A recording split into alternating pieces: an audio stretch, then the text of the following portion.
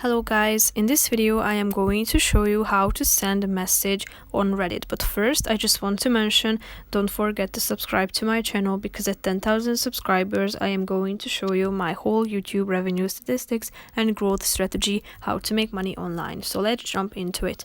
First of all, open the application on your phone, then you should tap on the ring button down below, which is the last option. Now tap on the icon next to your avatar. Then click on new message.